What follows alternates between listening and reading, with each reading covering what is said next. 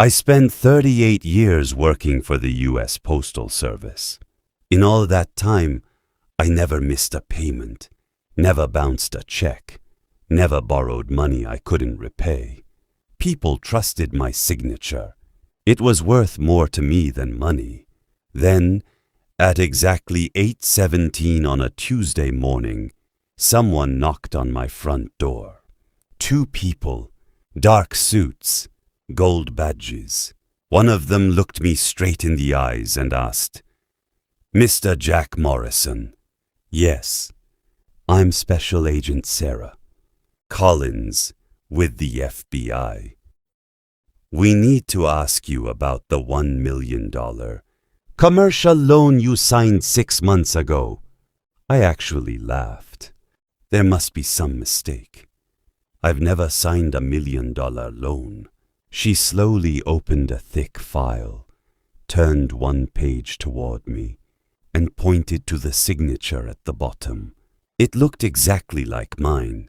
Every curve, every letter, every tiny detail, except I had never signed it. My hands started shaking. Whispered, "Who did this?" The agent looked at me for a long moment before quietly saying, "That's what we're hoping you'll tell us." I had absolutely no idea the answer was sitting in my own family photo album. And by sunset, I'd discover the person who forged my name was my own son. My name is Jack Morrison. I'm 72 years old. I spent 38 years delivering mail across the same neighborhoods in Columbus, Ohio. People trusted me with birthday cards, military letters, wedding invitations, and sometimes the last words a family would ever receive from someone they loved. In my line of work, trust wasn't just important. It was everything. That's why, when the FBI showed me a $1 million loan with my signature on it, it felt like someone had stolen more than my name. It felt like they had stolen my entire life. Special Agent Sarah Collins watched me carefully as I stared at the document. "Mr. Morrison, have you ever seen this before?" Shook my head. "Never." She slid another page across the table. "This loan was approved 6 months ago. It was guaranteed using your personal identity, your social security number, your tax records, your employment history, even your retirement statements. Every document was real, except the signature. It looked exactly like mine." I leaned closer. If I hadn't known better, I would have believed I'd signed it myself. My hands began to shake. Whoever did this knew me. Sarah didn't answer immediately. Instead, she asked a question that made my stomach tighten. "Mr. Morrison, besides you, who has ever had access to your personal files?" I thought for a moment. Then one name came into my head. Ryan, my son. Ryan was 41, smart, hard-working, ambitious. At least, that's what I always believed. After his construction company started growing, he'd often ask me for old tax returns. "Dad, the bank needs proof of family assets." Or, "They just need to verify our address history." I never questioned it. He was my son. If he asked for paperwork, I handed it over. When he needed copies of my driver's license, I made copies. When he needed my tax returns, I found them.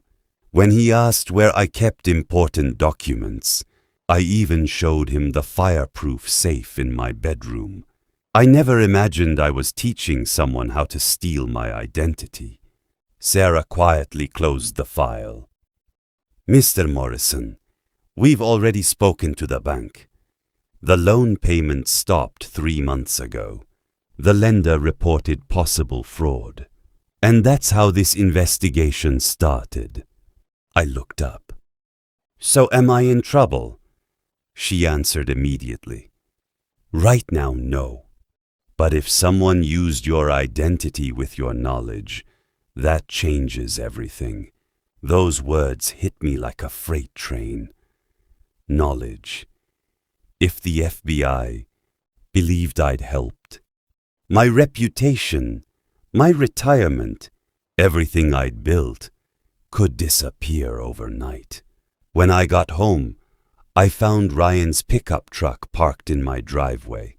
He was sitting on my front porch drinking coffee like it was any ordinary Tuesday. The moment he saw me, he smiled. "Hey, Dad, you look tired." I forced a smile. "Long morning."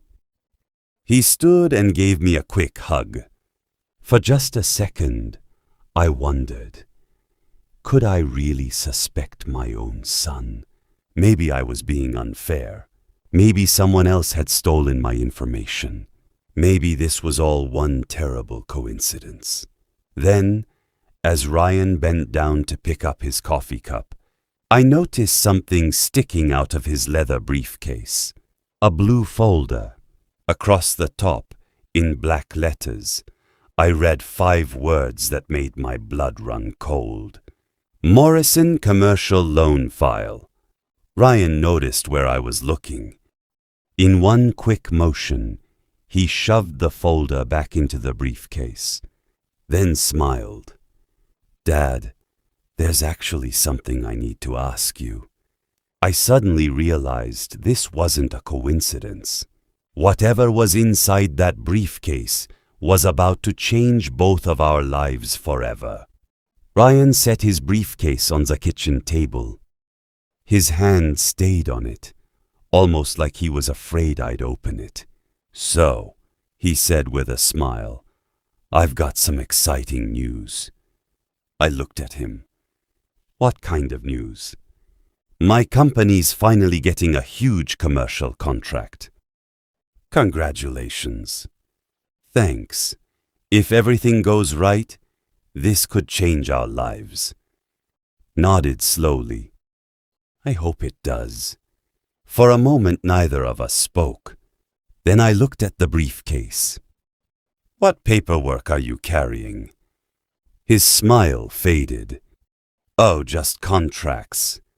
I walked a little closer. I thought I saw my last name on one of the folders. He laughed. "Well, my last name is Morrison, too." The joke wasn't funny. Not today. My phone vibrated. Special Agent Sarah Collins. "Need to take this." Ryan nodded. "I'll wait." I stepped onto the back porch before answering. "Mr. Morrison, we've received another document from the lender." "What kind of document?" "A notarized authorization form." My heart skipped. It gives someone permission to act on your behalf. I never signed anything like that. "I know, but according to the notary, you personally appeared in her office." I've never even met a notary. Sarah was quiet for a second. "Mr. Morrison, do you know a woman named Patricia Evans?" "No." "She notarized the document. And according to her statement, your son Ryan was standing beside you." Everything around me suddenly felt silent. The birds, the traffic, even the wind. Ryan wasn't just connected to the loan anymore. He'd been there from the very beginning. I walked back inside. Ryan looked up immediately. "Everything okay?" I forced a smile. "Just a wrong number." He seemed relieved. Then he stood. I should get going. As he reached for his briefcase, a single piece of paper slipped onto the floor. He didn't notice. He walked outside, started his truck, and drove away. I waited until he disappeared around the corner. Then I picked up the paper. At the top, in bold letters, "Personal Guarantor." Below it was my full name, Jack Edward Morrison, my address, my social security number, and near the bottom, a photocopy of my driver's license. I slowly sat down. This wasn't an accident. Someone had built an entire financial file around my identity. An hour later, I drove to Attorney David Bennett's office. David had handled Susan's estate after she passed away. If anyone could tell me the truth, it was him. He read the guarantor form carefully, then looked at me. "Jack, this isn't just identity theft." "What do you mean?" "This was carefully planned. They didn't steal your identity overnight. They collected documents over months, maybe years." He pointed at one page. "Look here. The driver's license copy, the tax records, the retirement statement. They came from different dates. Someone kept updating your file." My stomach turned. Ryan hadn't made one terrible decision. He'd been preparing for this for a long time. Before I left, David asked one question. "Jack, who benefits if this loan succeeds?" "Son." "And who loses if it fails?" I looked down. "I do." David nodded. "Then ask yourself something. Did Ryan expect to repay this loan? Or did he expect you to carry it if everything fell apart?" I couldn't answer. Because deep inside, I already knew. As I walked toward my truck, my phone rang again. It was Agent Sarah Collins. Her voice sounded more serious than before. "Mr. Morrison, we found surveillance footage from the day the loan documents were signed." I stopped walking. "And?" She took a slow breath. "The man signing your name was wearing a baseball cap and sunglasses." "So you couldn't identify him?" "Couldn't. Until he looked directly into the security camera for 3 seconds. My heart started pounding. "Who was it?" Sarah answered quietly. "I think you should come see it yourself. Because once you do, nothing about your son will ever be the same again." I arrived at the FBI field office just before noon. Special Agent Sarah Collins met me in the lobby. She didn't smile this time. "Thank you for coming so quickly, Mr. Morrison." I nodded. "You said you found surveillance footage." "Did. And before you watch it, I need you to prepare yourself." My stomach tightened. No father is ever prepared to watch his own child become a stranger. Sarah led me into a small interview room. A large monitor covered one wall. Another agent inserted a flash drive. The screen came to life. Date, March 18th. Time, 10:42 a.m. The camera showed the entrance of a private lending office. A man wearing a dark baseball cap stepped inside. His head stayed down. His face was hidden. Sarah paused the video. "This is the person who signed the loan documents." "I can't tell who that is." "Keep watching." The footage continued. The man walked toward the reception desk, handed over a folder. Then the receptionist said something. He looked up. Just for 3 seconds. 3 seconds that changed my life forever. Ryan, there was no doubt, no blurry image, no uncertainty. It was my son. I felt every bit of strength leave my body. I slowly sat down. "No." Sarah quietly handed me a box of tissues. "I'm sorry. I couldn't take my eyes off the screen." Ryan smiled, shook hands with the loan officer, then disappeared into another office. 47 minutes later, he walked back out carrying a leather portfolio. Sarah paused the video again. The loan was approved 23 minutes after he left. I covered my face with both hands. This doesn't make sense.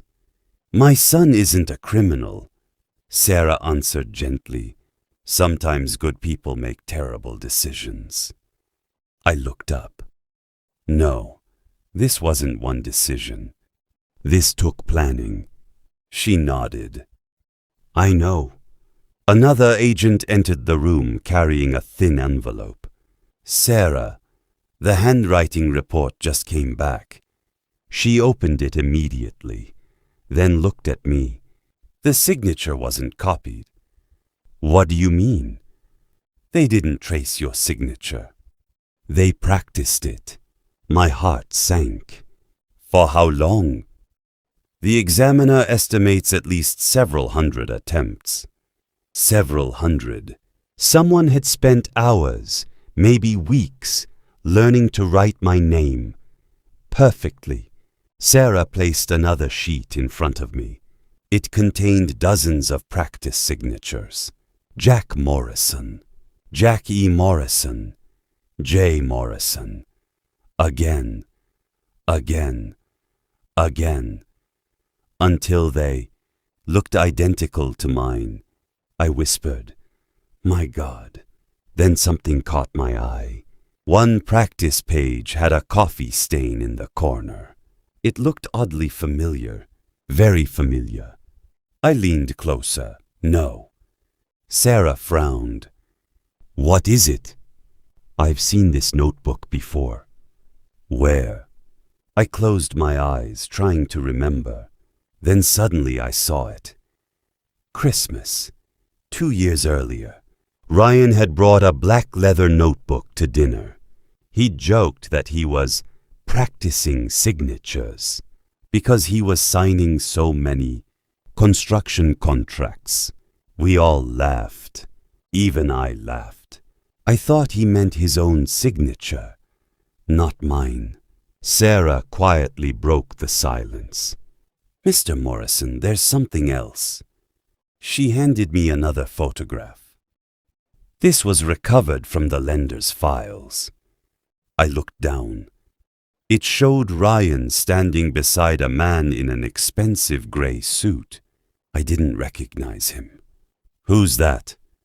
Sarah answered immediately. His name is Victor Kane. He's the broker who arranged the loan.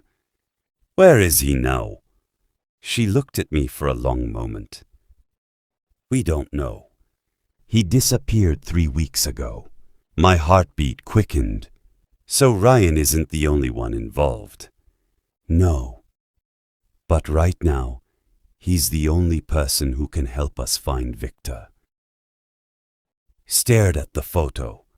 For the first time, I realized this wasn't just about a forged signature anymore. My son had stepped into something much bigger than he ever imagined. And unless he told the truth soon, he wouldn't just lose his business. He could lose his freedom. I couldn't stop staring at Victor Kane's photograph. He looked like the kind of man you'd trust immediately. Perfect suit, perfect smile, perfect teeth. The kind of face that belonged on a billboard advertising financial success. But Special Agent Sarah Collins had spent the last 10 minutes describing him with words that painted a very different picture. He changes companies every few years. He uses fake business addresses. He recruits ambitious people drowning in debt. And then, I asked, he convinces them that one big deal will solve everything. I looked back at Ryan's picture. So my son was one of those people. Sarah nodded slowly. We believe so. She opened another folder. This is everything we recovered from Victor's office before he disappeared.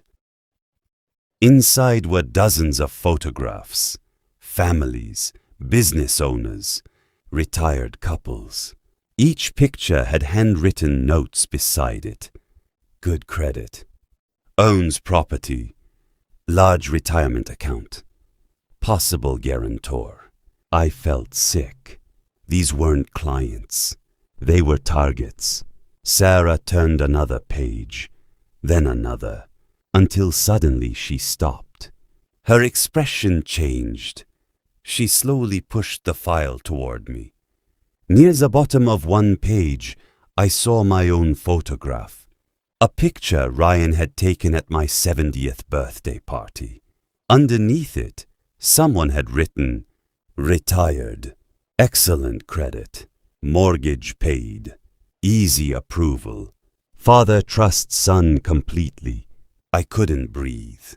They hadn't just stolen my identity. They had studied my life. "When did they write this?" whispered. Sarah checked the date. Almost 11 months before the loan. 11 months. This hadn't been a desperate decision. It had been a plan, a long one. I drove home in complete silence. The words kept repeating in my mind. Father trusts son completely. They were right, I did. And that trust had become the most valuable asset anyone could steal. That evening, Ryan knocked on my front door. For the first time, he didn't walk inside. He stood on the porch with his hands in his pockets. "Dad, I know you've been talking to the FBI." I looked at him. "Yes." He closed his eyes. "I was hoping you'd hear my side first." I stepped outside and quietly closed the door behind me. "I'm listening." He took a deep breath. "It wasn't supposed to happen like this." "Then how was it supposed to happen?" He looked away. "Victor said the loan would only be temporary. He promised we'd refinance within 6 months. He said your name would disappear from everything. And you believed him?" I wanted to. Ryan sat down on the porch steps. His voice cracked for the first time. My company was dying. I'd already laid off 12 employees. Some of those guys had worked for me for years. They had kids, mortgages. I kept thinking, if I could just save the company, I'd save everyone. Nodded slowly. "And instead, you risked destroying the one person who never stopped believing in you." Tears rolled down his face. "I know." For several minutes, neither of us spoke. Finally, I asked the question that had haunted me since the FBI first knocked on my door. "Ryan, when you forged my signature, were you thinking about me at all?" He didn't answer immediately. Instead, he buried his face in his hands. When he finally looked up, his eyes were red. "No, I wasn't. I wasn't thinking like a son anymore. I was thinking like a desperate man." His honesty hurt more than another lie ever could.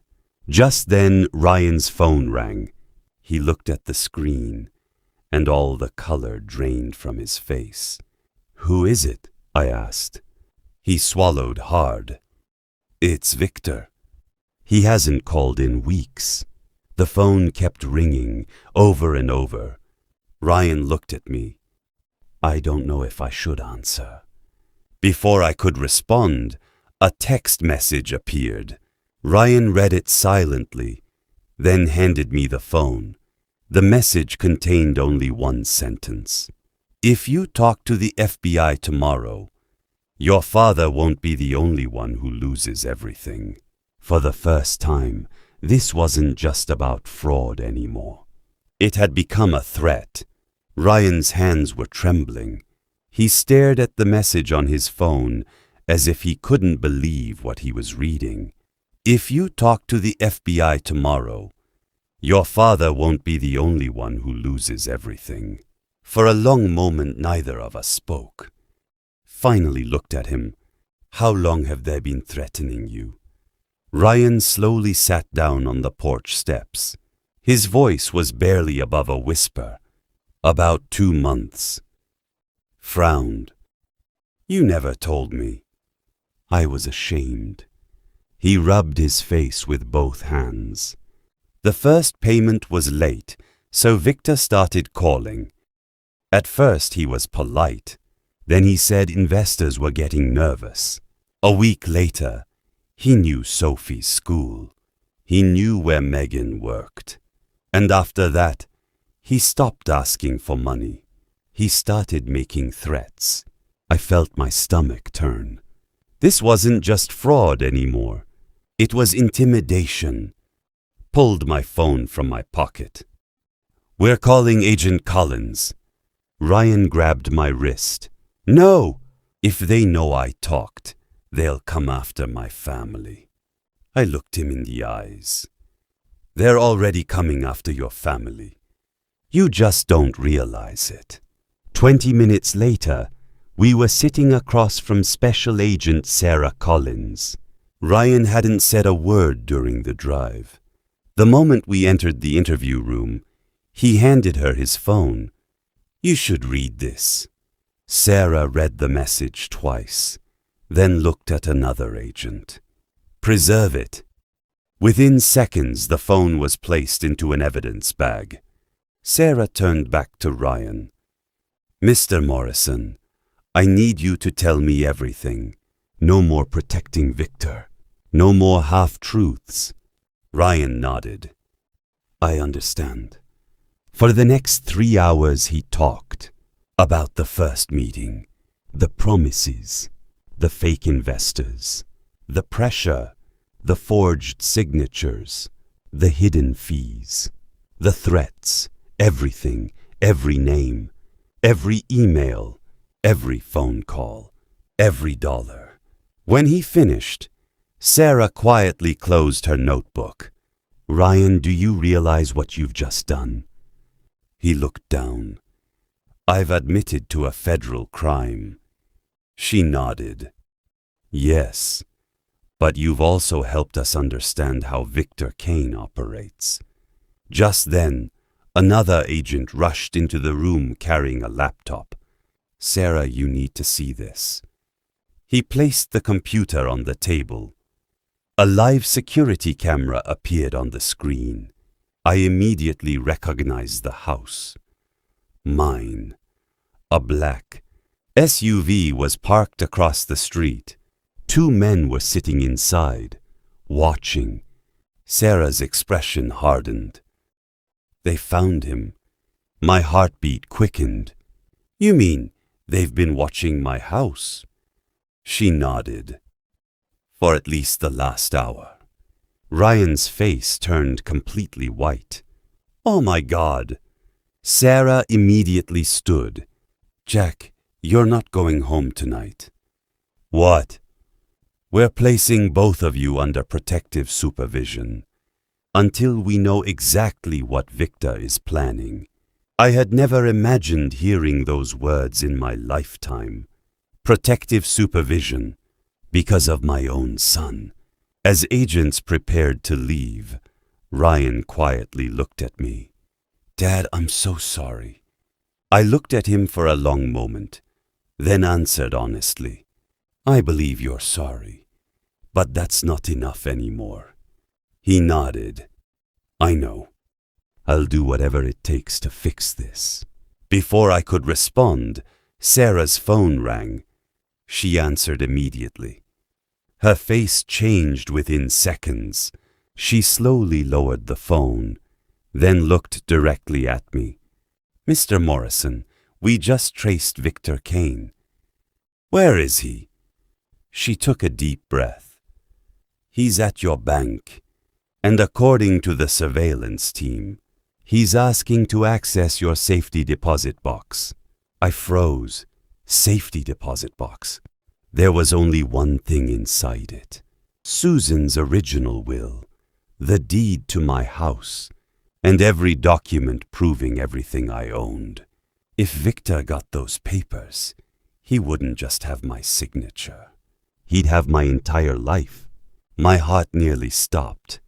"Victor is at my bank." Agent Sarah Collins nodded. "He walked in 12 minutes ago. He's asking about your safety deposit box." I stood up so fast my chair scraped across the floor. "We have to stop him."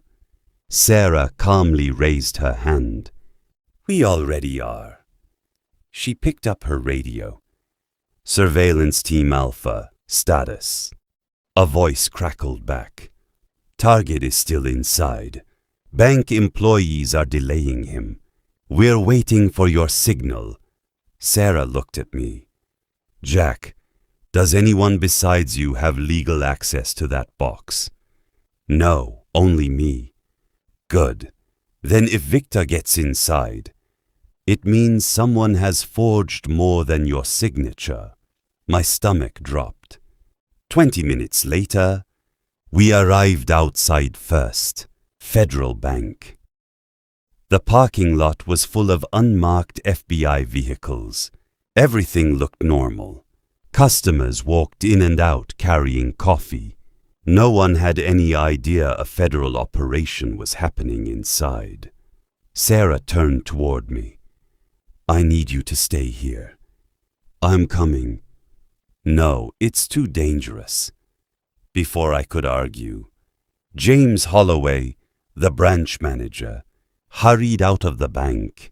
The moment he saw me, he sighed with relief.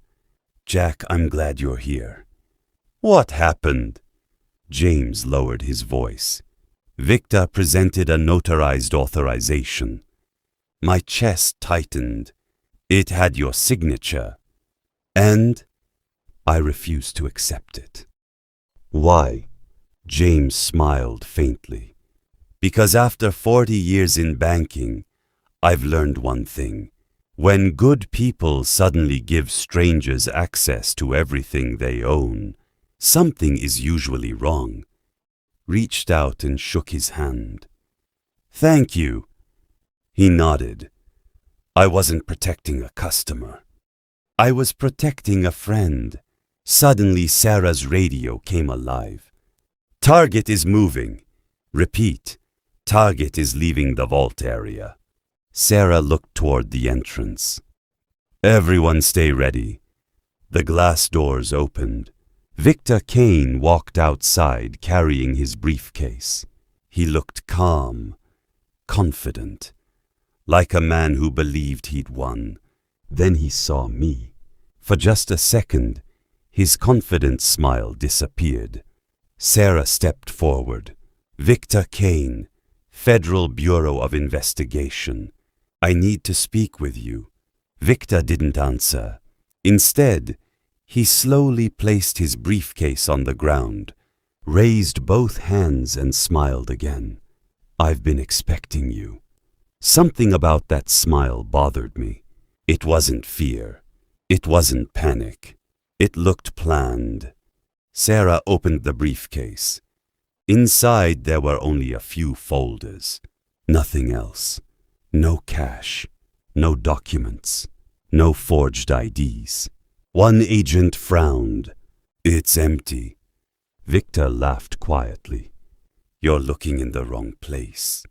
Sarah's eyes narrowed. What does that mean?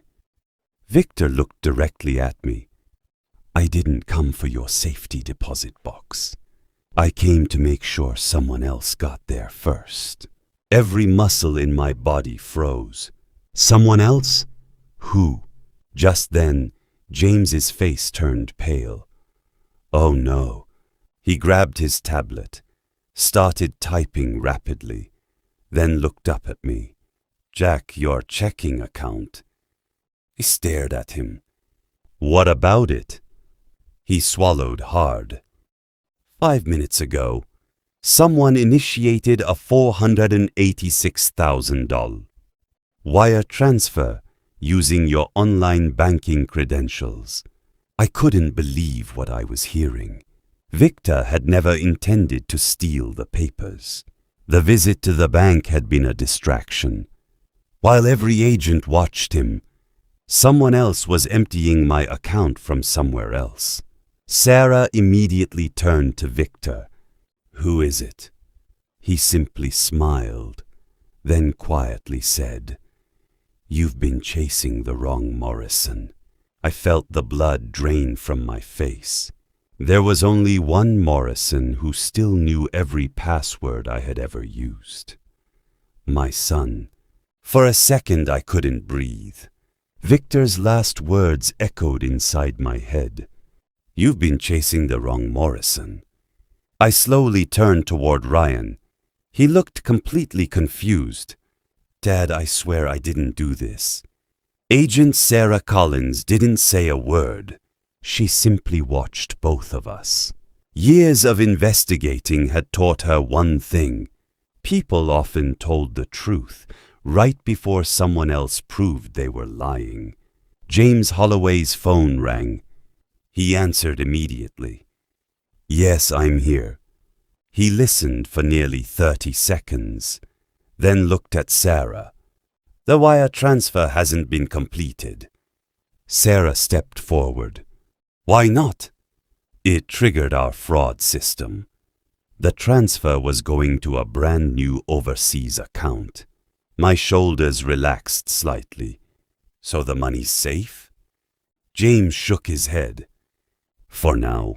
But whoever initiated it has 10 minutes to verify their identity. Sarah immediately turned toward Victor. Who's making the verification call? Victor smiled. Don't know.